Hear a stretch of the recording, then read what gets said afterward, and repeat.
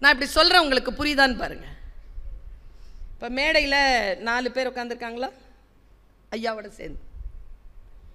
இப்போ நான் அங்கே உட்காந்துருந்தேன்னா இந்த 4 பேரும் ஒரு 45 வயதை கடந்தவங்களா?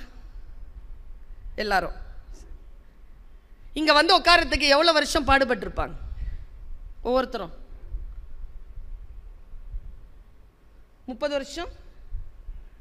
30 வருஷம் 30 வருஷம் பாடுபட்டாதான் இந்த சீட்டில் உட்கார முடியும்.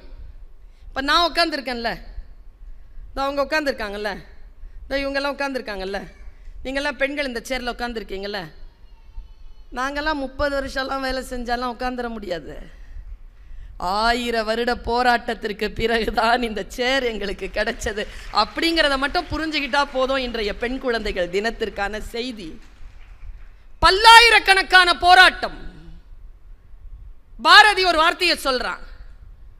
அவர் வந்து தூங்கிட்டு இருந்திருக்கிறாரு, பாரதிதாசன் வந்திருக்காரு. வரலாற்று செய்தி.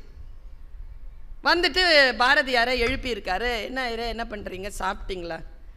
ஏதோ தோசை சுட்டு சாப்பிட்டேன், பால் குடிச்சிட்டு தான் தூங்குவேன், பால் எப்படி காய்ச்சறதுன்னு தெரில, செல்லம்மா ஊருக்கு போயிருக்கு. அப்படியா, சரி நீங்கள் காய்ச்சுங்க, நான் உட்கார்றேன்னு என்னென்னமோ முயற்சி பண்ணி பார்க்குறாரு, பால் காய்ச்ச தெரில பாரதிக்கு. உடனே ஐயரே நீங்கள் போய் மேலே படுத்துக்கோங்க, நான் பால் காய்ச்சி கொண்டு வரேன்னு நம்ம தலைவர் பாரதிதாசன், அவருக்கும் காய்ச்ச தெரில. முடியல ஐயரே, நான் கிளம்புறேன் போயிட்டார். காலையில் வந்து பார்க்கும்போது அந்த சமையல் அறையில் புகை மூட்டம் இருக்கக்கூடிய, ரொம்ப புகை அப்படியே இருக்குது, படிஞ்சு இருக்கு. நம்ம பாரதி சூப்பர், கடைசி வரைக்கும் தோல்வியை ஒப்புக்கலை. பாலை எப்படியோ காய்ச்சிட்டார், காய்ச்சி குடிச்சிட்டார். குடித்த டம்ளர் இருக்குல்ல, அதுக்கு கீழே ஒரு சின்ன பேப்பர் இருக்கு. பேப்பரை எடுத்து பாரதிதாசன் படிக்கிறார். பாரதியார் தூங்கிட்டு இருக்கிறார். பாரதிதாசன் இதை பதிவு பண்றார், எடுத்து படிக்கிறார். ராத்திரி எல்லாம் பாடுபட்டு பாலை காய்ச்சி குடிச்சிட்ட உடனே பாரதி எழுதின பாட்டு தான் பெண்மை வாழ்க என்று கூத்திடுவோமடா. நீங்கெல்லாம் எவ்வளோ எழுதணும்னு சொல்லிட்டு கொஞ்சம் வீட்டுக்கு போய் யோசி. வல்லமை என்பது என்ன? உறுதியுடன் இருப்பது. காலையில் ஒரு அட்வர்டைஸ்மெண்ட்டுங்க, ஒரு அட்வர்டைஸ்மெண்ட் இப்படி சொல்லுது. ஒரு கம்பி, வீடு கட்டுற கம்பி, இது வளைந்து கொடுக்கும், கீழே வலிமையுடன். அப்பா, நம்ம செய்தி இதுதானே. வளைந்து கொடுப்போம், ஆனால் உடைந்து போக மாட்டோம். வலிமையுடன் இருக்கின்ற இருப்பிலேயே வளைந்து கொடுக்கக்கூடியவர்கள் யார் இருக்கிறார்களோ அவர்கள் வல்லமை படைத்தவர்களாக இருக்கிறார்கள். தன்னிலை தாழாமல் இருப்பது, தோல்வியை ஒப்புக்கொள்ளாமல் இருப்பது. நான் தோற்கவே இல்லையே, பாஞ்சாலி சொன்னாலா இல்லையா?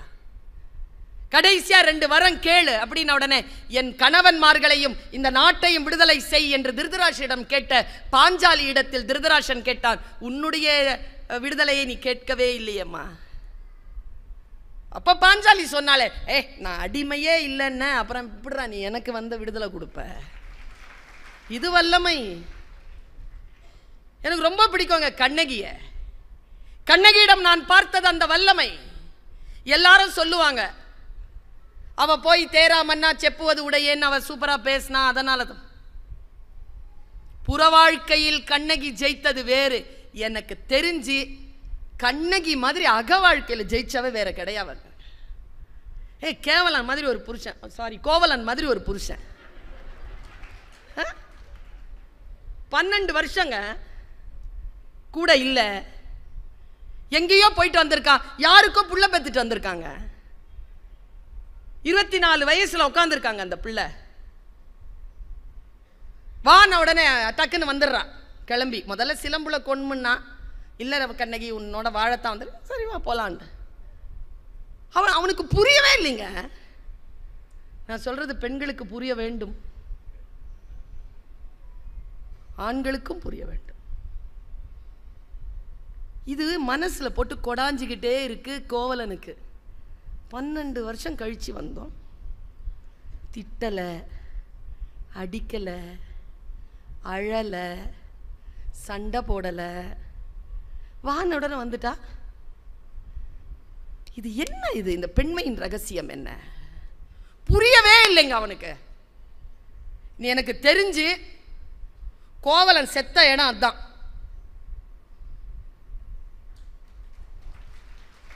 வாமா போலாம் நடன. அதை கேட்குறான் அவன். மாதரி வீட்டில் கேட்குறான். கண்ணகி ஒரே ஒரு டவுட்டு, சாவ போகிறான். ஆனால் நல்ல ஆன்மா போல இருக்குது. சாவும் போது சில டவுட்டை கிளியர் பண்ணிட்டு போயிருக்கான். சில பேர் டவுட்டு கிளியர் பண்ணாமே செத்து போயிடுறாங்கல்ல, ஆவியா அலைவாங்க. அவன் போனவன் அவ்வளோதான், முடிஞ்சு போச்சு. அவன் சொல்கிறான், கண்ணகி ஒரு டவுட்டு. என்ன? இதுதான் கண்ணகி. என்ன? எழு என்றதும் எழுந்தனை என் செய்தனை. எழுந்தவுடன் எழுந்துட்டிய. ஆண்களுக்கு ஒரு சைக்காலஜி இருக்குது தெரியுமா? தப்பு பண்ணிட்டு பொண்டாட்டி முன்னால் வந்து நிற்கும்போது ஒன்று அவ கத்தி சட்டையை கிழிக்கணும், இல்லை தன்னைத்தானே அடிச்சுக்கிட்டு அழுணும். ரெண்டும் பண்ணாமல் சைலண்ட்டாக சோறு எடுத்து வச்சு பால் கீழ் வச்சு கொடுத்துக்கிட்டு கூட்டிகிட்டு போனான்னு வச்சுக்கோங்களேன், பயந்துருவான்.